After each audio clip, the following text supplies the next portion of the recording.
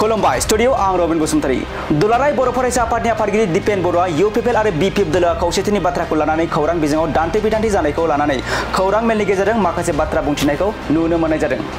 बिथां दिपेन बर'आ खौरां मेलनि गेजेरजों फोरमायदों दि खौसेथिनि थाखाय सावरायलायनायाव बिटिसि एबा हाग्रामाया चिफ आरो बिटिआर एबा प्रमद बर'आ चिफ जागोन बे खोथाया फैयोब्ला माब्लाबाबो बेवहाय सावरायनाय जानाय नङा आरो बेफोरखौ जों हास्थायनायनिख्रुइ हास्थायैयासो साबसिन होनना बाथ्रा फोरमायदों बिथां दिपेन बर'आ आरो बिथाङा फोरमायबावदों दि दा समाजारि बिजोङाव बाथ्रा सोलिबाय थानायखौ दोनथ'नानै गिबियावनो जोंनि माहारिबादखौ गोजौआव लांनो थाखाय आरो बिटिआरखौ दैदेनलांनांगौनि थाखाय बबे बिन्दोनि गेजेरजों आवगायलांनो हायो बेखौ गिबियाव दोननानै सावरायलायोब्ला बेवहाय फिननाया फैगोन।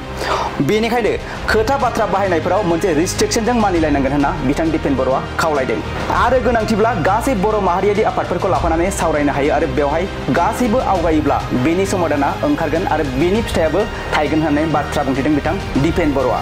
बेनि अनगायैबो बिथाङा बुंथिबावदों दि हाग्रामा महिलारिया दिनै बुंदों खौसेथिखौ आंबो लुबैयो आरो प्रमद बर'आबो बुंदों खौसेथिखौ जोंबो लुबैयो।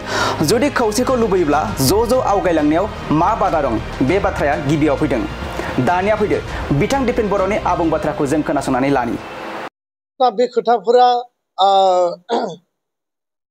जेरैबायदि माने बुंलायलायनाय जादों बा ओंखारलायनाय जादों बेफोर खोथा बाथ्राफोरखौ जोङो बुङालाबासिनो खौसेथियाखौ जोङो गोसो गोरबोजों बेसेबां लुबैयो, बुजाबुजिखौ जों गोसो गोरबोजों बेसेबां लुबैयो आरो सोरनि गोसो गोरबोआव बेसेबां हारि आरो समाज आरो ओनसोलनि फारसे जोंहा अनसायनाय हास्थायनाय आरो बे डेडिकेसन बावसोमनाया दङ बिनि सायावसो निर्भर खालामगोन। दा बेखायनो क्षमता चिफ आरो जिखिनि खोथाफोरा दा ओंखारलायदों बेफोरखौ जोङो मोनसे लेभेलाव दोनथ'नानै गिबियावनो जोङो जोंनि अस्तित्व रैखानि थाखाय जोंनि माहारिबादखौ जोङो गोजौआव लांनो थाखाय आरो राजनितिक भाबै संबिधानिक भाबै जि मोनसे आत्मनियन्त्रण जि सेल्फ डिटारमिनेसननि जि मोनसे एरेन्जमेन्ट बिटिसि बिटिआर मोनबाय बेखौ दैदेनलांनांगौनि थाखाय बबे बिन्दोआव बबे सुत्रनि गेजेरजों बबे मेकानिजमनि गेजेरजों जों आवगायलांनो हायो बेखौ जोङो फार्स्ट प्रायरिटि होनानै रायलायोबा बेयाव सलुसना फैगोन। खिन्थु बेयाव जुदि बै खोथाफोरा फैलायोबा बिटिसिआव बिटिआरआव बे खोथाफोरा फैलायलायोबा मालाबाबो बेयाव सावरायनायनि परिबेसा बिल्डआप जानाय नङा, सावरायनायनि पर्जाया फैनाय नङा आरो बेफोरखौ जोङो माने हास्थायनायनिख्रुइ हास्थायैयासो साबसिन बेबायदि खोथा बाथ्राफ्रा नुजागोन।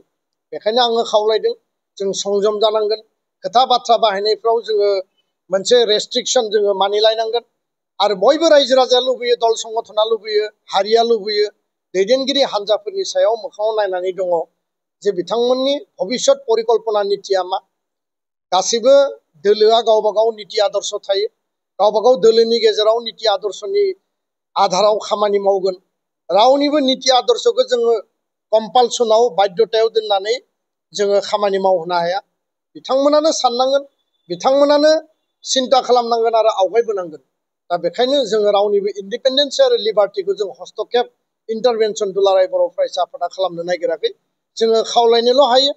जोङो गोनांथिब्ला गासै बर'नि माहारियारि आफादफोरखौ लानानै जों ज' सावरायनो हायो आरो बियो बास्तबमुखिब्ला बयबो आवगायबोयोब्ला बिनि समाधाना निस्सय ओंखारगोन। आं बेखौ जेब्लायबो आसाबादि आरो बयबो आसा आरो मिजिंजों जिहेतु जों थांनानै थायो बिनि फिथाइया थायगोन होननानै जोङो मिजिंथियो। गोजोन्थों।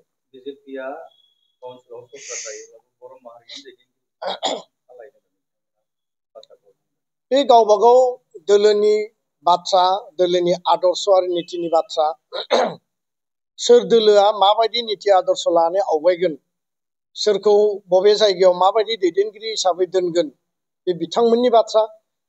दिनैनि जोंनि रिलेभेन्सिया बेनो जे आन्दलननि बिनिमयाव जोनोम मोननाय आनसलिक रिजनेल पार्टिफ्रा खौसे बुजाबुजिनि आधाराव आवगायनो हायो नामा बेखौ लानानै एबसुआ सावरायदोंमोन। मोननै आफादा मोननै दोलोआबो सावरायदोंमोन गावबा गावनि लेभेलाव आरो सावरायनाया जादोंमोन। हाग्रामा महिलारिजोंबो सावरायदों, मानगोनां प्रमद बर' बिथांजोंबो सावरायदों आरो गुबुन गुबुन दैदेनगिरि बिथांमोनजोंबो सावरायदों। सावरायनायनि उनाव परिबेसा नस्थ' जादोंमोन। बे परिबेसखौ दाफिननो हायो नामा बर' माहारियारि आफाद गौथुमफ्रा ज' जाफिनदों 13 आरो 14 तारिखआव आरो जोङो आपिल खालामदों आरो बिनि उनाव हाग्रामा महिलारि बिथाङा दिनै बुंदों जे खौसेखौ आंबो लुबैयो प्रमद बर' बिथाङा बुंदों जे खौसेखौ जोंबो लुबैयो आरो लुबैयोब्ला ज' आवगायलांनायाव माने मा बादा दङ बे खोथाया दिनैनि मस्ट प्रायरिटि आरो रिलेभेन्ट मेटार आरो बे लेभेलाव राष्ट्रीय दलफोर जायफोर दङ बिजेपियानो जा कंग्रेसआनो जा जिखिनि दल दङ बिथांमोना मोनसे फिसा फिसा काउन्सिलखौ जि आन्दोलननि बिनिमयाव दाजानाय जि काउन्सिल बेखौ आवगायलांनायाव जेब्लायबो मदद हेफाजाब आशीर्बाद होनांगौ आंनि खोथाया बे गोदोबो सोरबाया लोगो जानानै सरकार सालायदों दिनैबो सरकार सालायदों लोगो जानानै इयुनावबो लोगो जानानै सरकार सालायगोन किन्तु मेन ब्रिडिलखौ जुदि आन्दोलननि बे लामायाव फैनाय दल संगठनखौ दैदेनबोनाय दिनै हानजायाव नेतृत्व होनाय लिडारशिपआ जुदि नेतृत्व होनानै हाबा मावलांनो हायोब्ला बे जोंनि ओनसोलनि थाखाय बयनिबो थाखाय मोजां जों बेखौसो बुंबाय थादों गोजोन्थों।